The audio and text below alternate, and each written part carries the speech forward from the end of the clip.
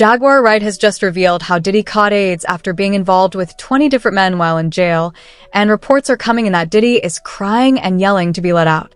Former inmates and wardens from the Metropolitan Detention Center have all confirmed that Diddy's life is in danger. Could have that opportunity just like everybody else. I mean, he actually caught HIV, like having like a lot of women. Oh yeah, let's just go down the rabbit hole of all of his sins. I'm just saying. You want to know what's wild about that though? He faced that head up. He did. And he didn't stop. And he didn't stop doing what he's done. He an advocate. Now he did that. And period. Listen to me. He faced that head up. How many dudes is running around undetectable? G? Come on. In the game. Man. Because I could tell you 20 right now that I could rattle off names, and wouldn't nobody be able to sue me. Wait, please name them, because we need to know. Wait a minute. Those are things that I'll be discussing on the Jaguar Wright Show from here on out. Shout out Jaguar Wright Show. And rampant violence. How bad is it inside this federal lockup? There have been 2 murders, 4 suicides, and numerous stabbings and lockdowns in recent years. It's so out of control inside that 4 federal judges are reportedly refusing to send any more prisoners here.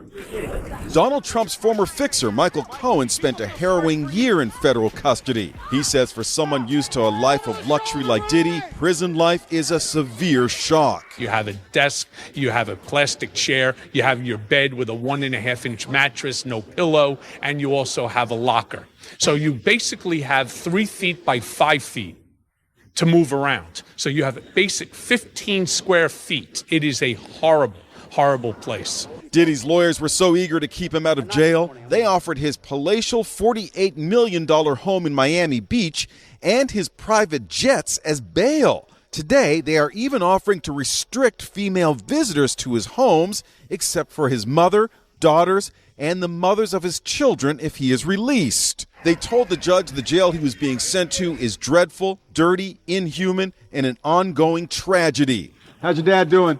How's your dad doing? Family members appeared somber as they arrived at federal court in Manhattan today in another attempt to get out on bail. The judge cited Diddy's history of violent temper and potential intimidation of witnesses as reasons for keeping him behind bars. Diddy's former protege, singer Aubrey O'Day, is celebrating Diddy's downfall today. I feel validated, a win for women all over the world. Combs has pled not guilty. Those were the only words he uttered in court. The conditions where Diddy is being held are horrible, and Diddy is having a hard time adjusting. He is scared of being sent out into Gen Pop because of what other inmates might do to him, and even the warden has said that Diddy is most likely going to be a target. Inmates looking to make a name for themselves and earn some street cred are the ones most likely to come after Diddy. According to the former warden at the MDC, Cameron Lindsay, Diddy will be a target no matter which prison he is sent to. Combs isn't the only famous inmate to be housed there. We had Sam Bankman-Fried there, R. Kelly, Ghislaine Maxwell. They were all inmates there. Sean Combs is being kept away from the general inmate population. You say his fame makes him a target. Yeah, sure. And not necessarily at the MDC only. I mean, anywhere. Yes. In my humble estimation, his life, his safety is in jeopardy in any correctional lockup right now. If it is true, as reported, that he is housed in the special housing unit, it's important to note that the special housing unit is a lockdown, 24-hour lockdown unit. The MDC Brooklyn is a high-rise. The vast majority of the floors are general population floors. But the special housing unit is a 24-hour lockdown facility. So this is for Mr. Combs' protection.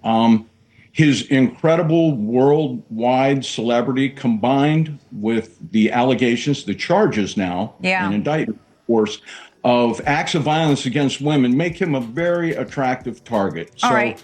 Obviously, they need to safeguard him. This is a man accustomed to the very finest. He was arrested at the Park Hyatt Hotel in New York City, known for its luxury suites and exceptional food and wine, where one-bedroom suites start at $3,000 a night. He was probably staying in something larger. What is life like for him now at the MDC?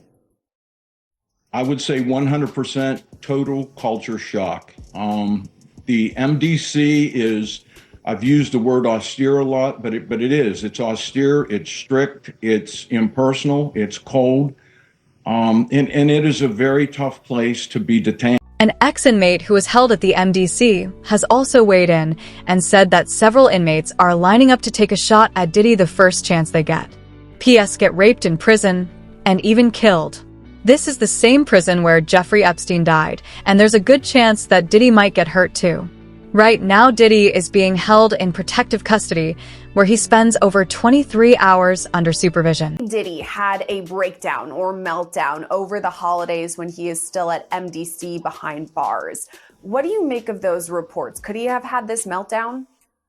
I believe the reports, and obviously Diddy is someone who's rich and famous and has lived a life of luxury for many years, and now he's in federal prison during the holidays. So this isn't someone who's a hardened criminal who has spent a lot of time in custody. So the fact that he's spending Christmas and New Year's and future holidays in prison is probably finally getting to him. So I'm not surprised that he cracked.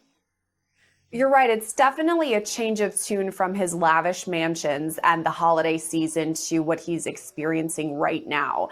As far as the mental health side of things, I remember when Diddy was first arrested, he was put on suicide watch. So obviously keeping tabs on his mental health. Here in this instance, he apparently was asking for the guards to take him to the hospital so he could be treated there. Is this something that we're going to keep an eye on, Diddy's mental health behind bars?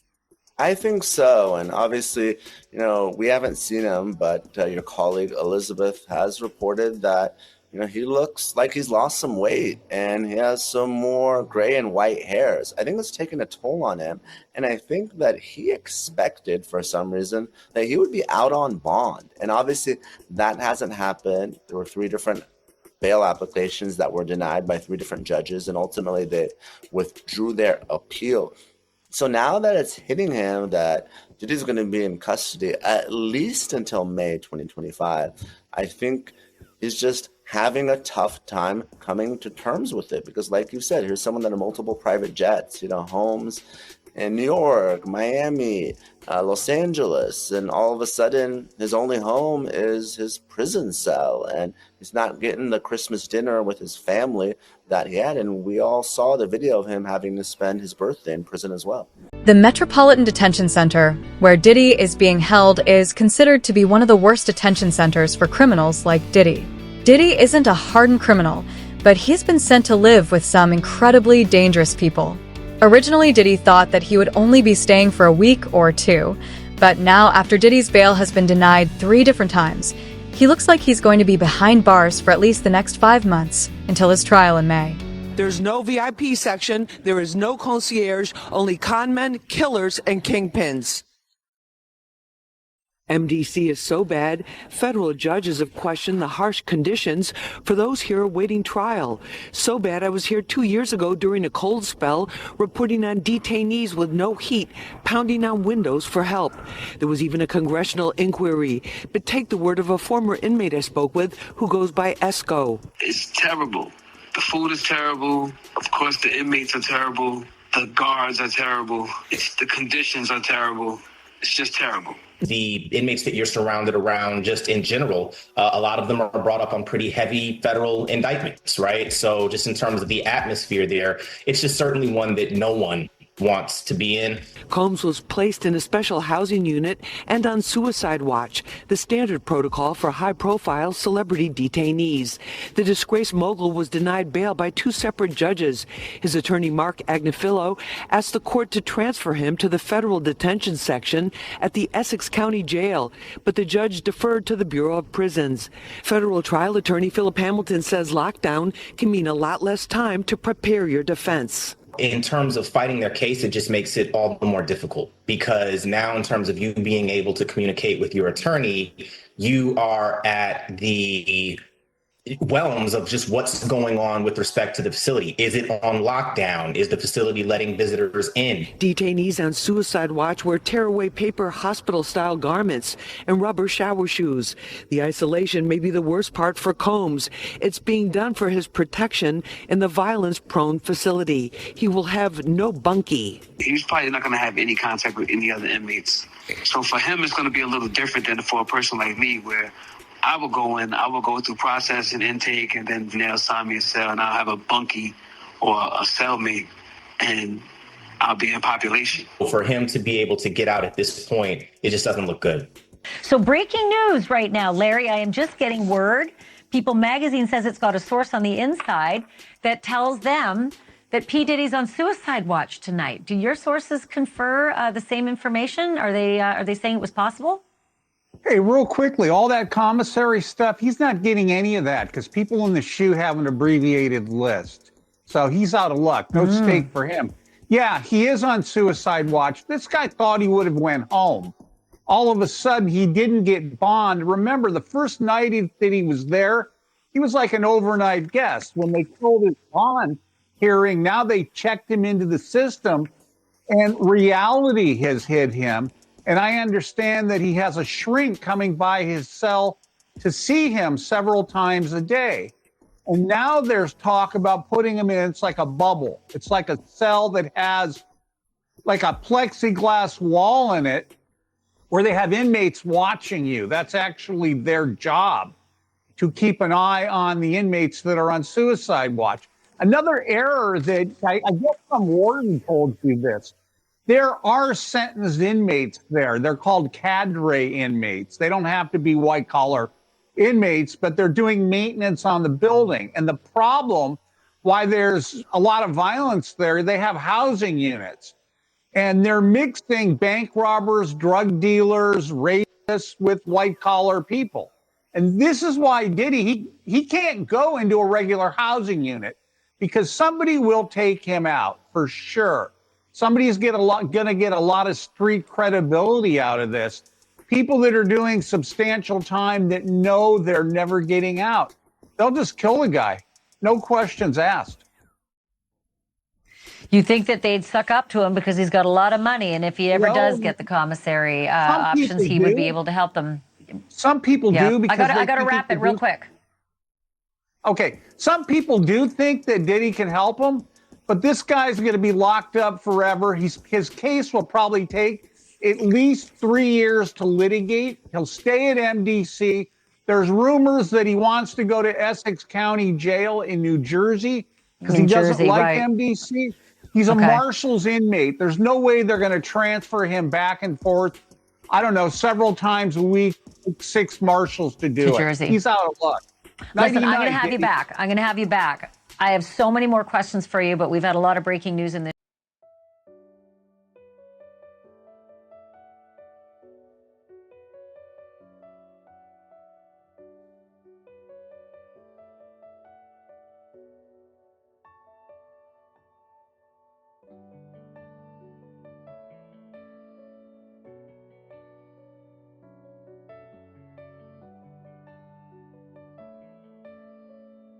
Why is that not a fair outcome?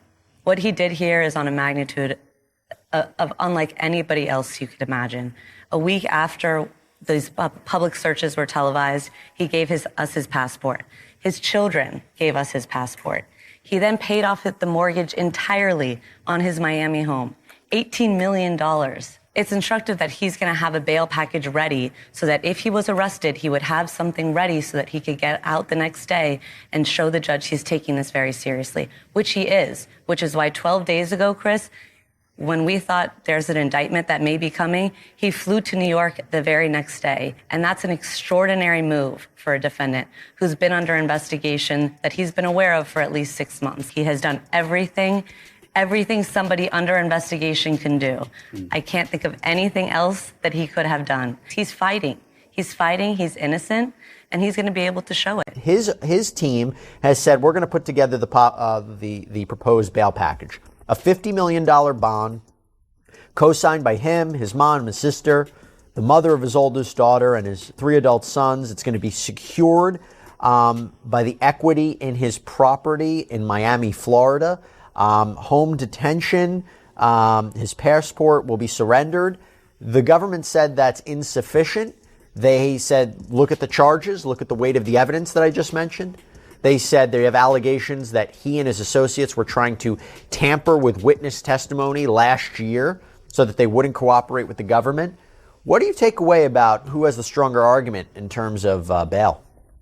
Well, I think his counsel has done the best they possibly can. I think bringing him there voluntarily is very smart, starts them out on the right foot. But I think the last thing that you just mentioned, the interfering with witnesses. That's the allegation, yeah. Yeah, if that's true, or I should say, if there's real indicia that happened, I think that might tip the scales in favor of not letting him out pending trial, because I think, and you know this, I think judges take an extraordinarily dim view of that, and that might be the factor that tips the scale against him. There's really no deal that the U.S. Attorney's Office can offer, and it's certainly not one that Diddy will accept. It would involve decades in federal prison. We're talking about mandatory minimum sentences of 10 years for both the drug charges and the sex trafficking.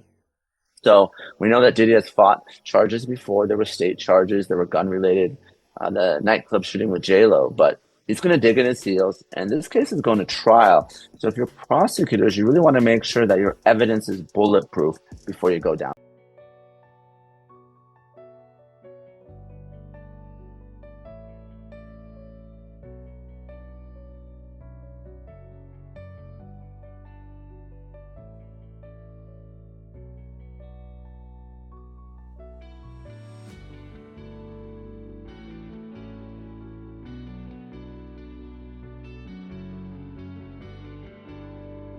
Having reviewed these videos, it is now abundantly clear that they confirm Mr. Combs' innocence and that their full exculpatory value cannot be investigated and used unless they are electronically produced. The 9 videos at issue are the so-called freak-off tapes with victim 1 that the government has repeatedly referenced, causing wild speculation in the media. Contrary to what the government has led this court and the public to believe, the so-called freak-offs were private sexual activity between fully consenting adults in a long-term relationship. Like many Americans in the privacy of their own bedrooms, they sometimes filmed their sexual activity. These videos unambiguously show that the person alleged in the indictment to be victim 1 not only consented, but thoroughly enjoyed herself. And we believe, by the way, victim 1 to be Cassandra Ventura. This is Diddy's ex, who first filed that initial sexual assault lawsuit against Combs back in 2023. She was in that infamous surveillance footage that was published by CNN of an incident that happened in a hotel hallway where Combs is beating Ventura just while wearing a towel. It's a very disturbing video.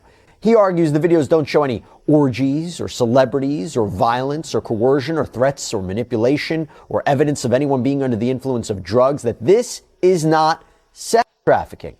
Quote, the premise that freak-offs are inherently dangerous shows that the government seeks to police non-conforming sexual activity and that it assumes, despite all evidence to the contrary, that a woman's willing participation must have been coerced. That's interesting because that's something we've long suspected, that the defense is not going to shy away from the term freak-offs. They might accept, yeah, Combs called these freak-offs, but this was entirely consensual. It was all on the up and up. It might be different to you and me, but there's nothing illegal going on here. Really, if the government is the government in the Southern District of New York, I can't imagine this is what they're hanging their hat on if it's what the defense describes.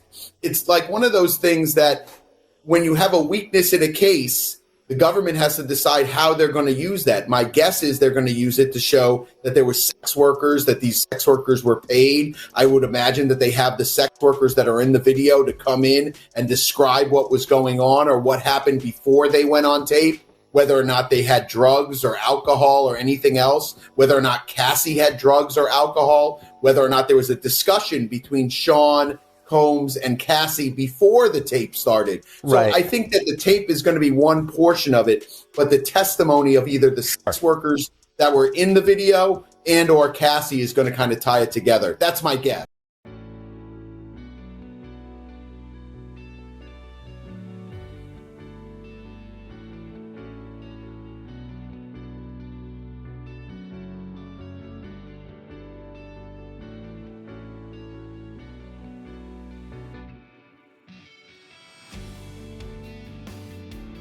It's interesting, too, because this time around, you know, Diddy was brought in first. He was brought in about a couple minutes after 2 p.m. today, and we were all kind of waiting to see. We had heard mumblings that his mom might be in courtroom, that we were waiting for the children, but then nothing happened.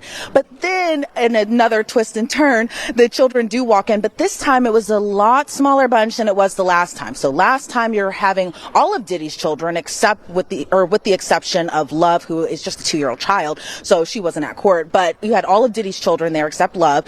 But this time around, you just had Justin Combs and Christian Combs, meaning that there was no Quincy there today. Delilah and Jesse weren't there. Chance wasn't there. And the caretakers of his younger children who aren't of age just yet, they were not present inside the courtroom as well today. But his mom also wasn't in court today. So when Diddy came inside, you know, it was still that standard issued NBC jumpsuit. He's wearing khaki. You know, from that video of, I think that was obtained by Daily Mail back in September, of Diddy playing hacky sack in Central Park, to now he appeared just astonishingly thinner, which you can expect to be inside a federal detention center for a couple months now. A lot different from the luxury lifestyle that he was living before, but he appeared very noticeably thinner, and maybe being locked up in detention is starting to wear on him.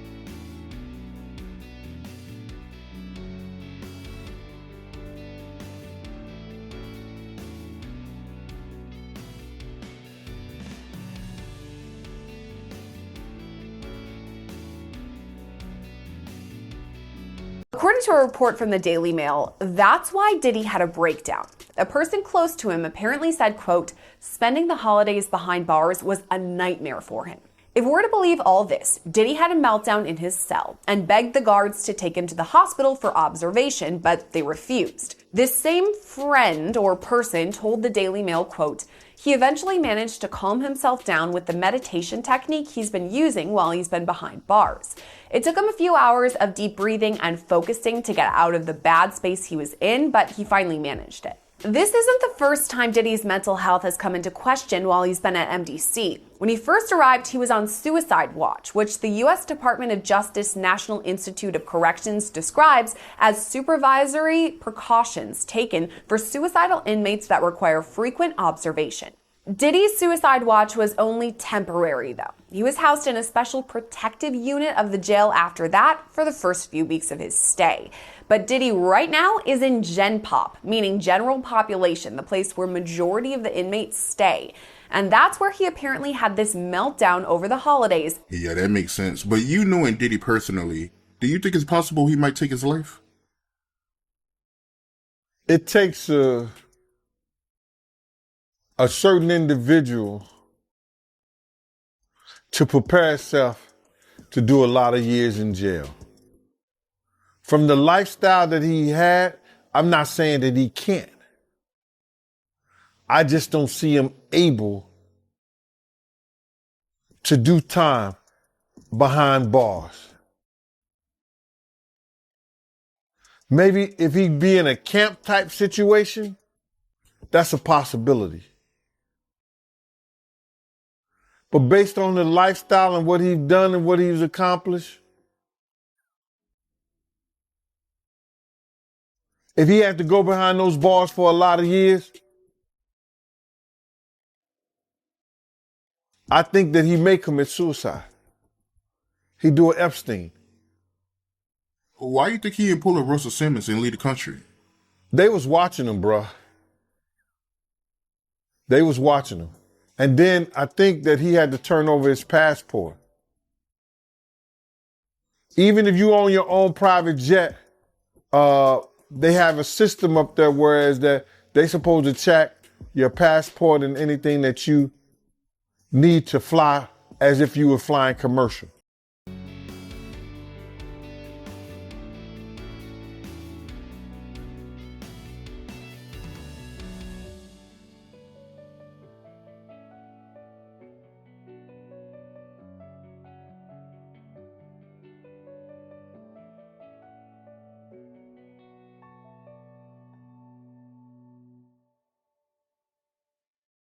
Party. You know, for years, P. Diddy's gotten a hall pass. He's actually created his own kingdom where he makes his own rules, and you got to follow his rules or you get penalized. And guess what, Laura? He's now in a federal penitentiary, and for the first time in his life, he's facing his own fate at the hands of somebody else. And I will tell you, Laura, I've done federal cases, that's not the place you want to be in federal court. 90% of federal criminal indictments brought down are pled out, right? A plea deal is brought. And of the only 10% left, 90% of those defendants that go to trial, they lose. So he is looking at a daunting uphill battle to fight these horrible charges. Now, Brian, one of the DHS agents involved in this raid on his Miami mansion described what he saw inside the house, saying that, in my opinion, he's as bad as Epstein. These women are young, either barely legal or barely illegal.